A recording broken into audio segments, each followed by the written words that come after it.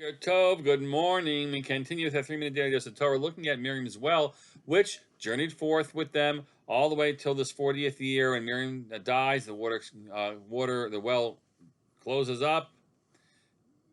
In Moshe's merit, it reopens for them, right? So what happens? So eventually, we get to the end of the Torah.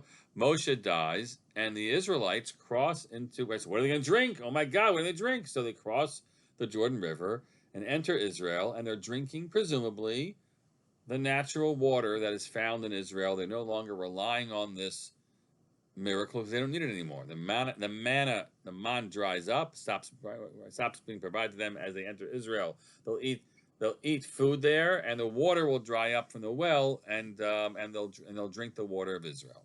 Says the Gemara in Shabbat. Amar Bechia harotzeler od be'era shel Miriam.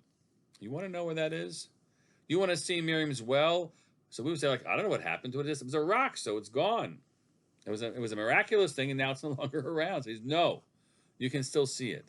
Ya'aleh Rosh HaKarmel. This is where it gets complicated. Go up to the top of the Carmel Ridge.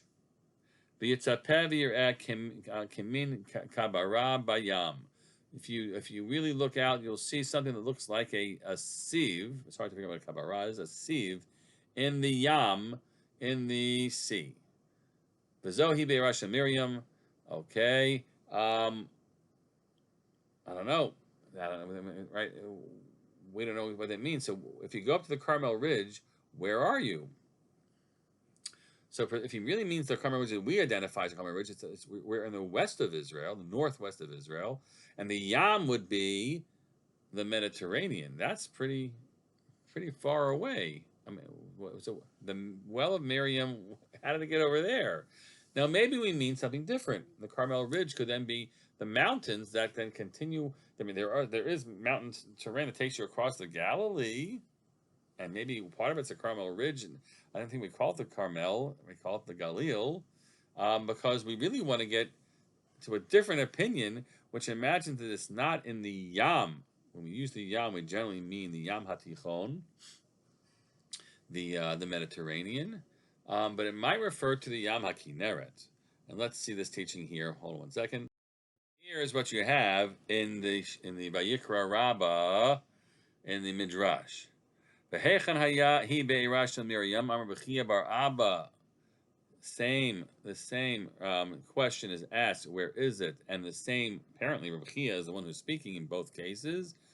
He says, "Mishkafal b'nei Yeshimon shakol mishu oleh al rosh har Yeshimon." I don't know exactly where Har Yeshimon is, but now talking about the Carmel. It's on the Yeshimon.